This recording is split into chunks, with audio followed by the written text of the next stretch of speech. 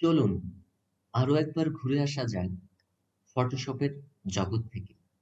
হ্যাঁ, আজ আমাদের গল্পের বিষয় মোশন ব্লার। বর্তমান সময়ে পোস্টার এবং ফ্লায়ার তৈরিতে খুব ব্যবহৃত হয় মোশন ব্লারটি।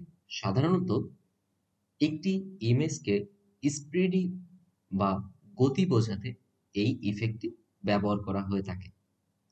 তাহলে চলুন কথা না বাড়িয়ে দেখে নিই এই ইফেক্টটি কিভাবে ফটোশপে তৈরি করতে হয়। তাহলে চলুন দেখা যাক। প্রথমেই আমরা একটি নতুন ডকুমেন্টে দুইটি ইমেজ নিয়ে নিচ্ছি, একটি পিএনজি এবং আরেকটি অরিজিনাল ইমেজ। অর্থাৎ অরিজিনাল ইমেজ থেকে আমরা শুধুমাত্র ফিগারটিকে আলাদা করে ক্রপ করে নিয়েছি। এবার আমরা যে কাজটি করব সেটি হলো এই লেয়ারটিকে পিএনজি লেয়ারটিকে আরেকটি কপি করে নিচ্ছি।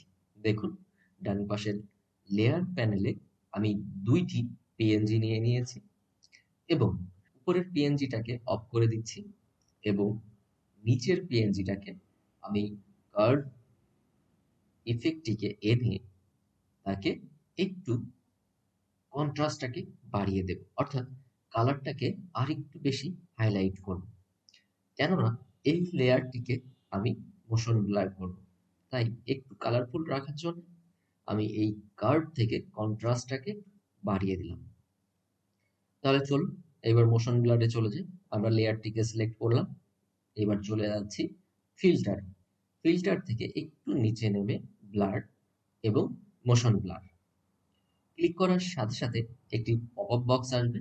দেখুন এই পপ আপ বক্সে যে দুইটি অপশন রয়েছে, একটি হচ্ছে অ্যাঙ্গেল, অর্থাৎ আপনার মোশন ব্লারটি বাম এবং ডান দিকে কিভাবে থাকবে, অর্থাৎ বাম পাশ নিচের দিকে ডান পাশ উপরের দিকে থাকবে, অথবা বাম পাশ উপরের দিকে ডান পাশ নিচের দিকে। আপনি চাইলে আপনার সুবিধা মতো বা আপনার ডিজাইনের সাথে যাই এমন অ্যাঙ্গেলটি সিলেক্ট করতে পারেন।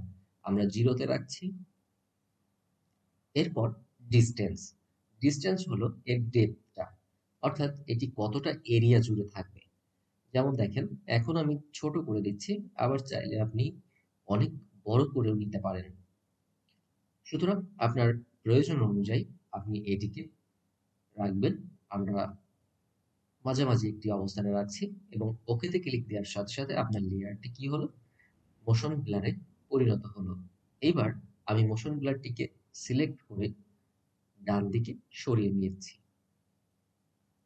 এবং পূর্বে থেকে একটি এক্সট্রা যে পিএনজি লেয়ারটা রেখেছিলাম সেটিকে অন করে দিচ্ছি।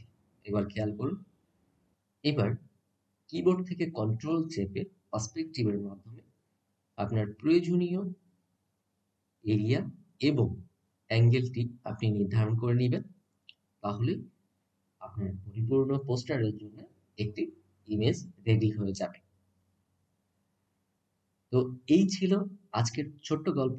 আশা করি এখান থেকে অনেক ভালোভাবে আপনারা মোশন ব্লার সম্পর্কে বুঝেছেন এবং আপনাদের ডিজাইনে ব্যবহার করবেন। দেখা হচ্ছে নেক্সট ভিডিওতে, সঙ্গেই থাকুন।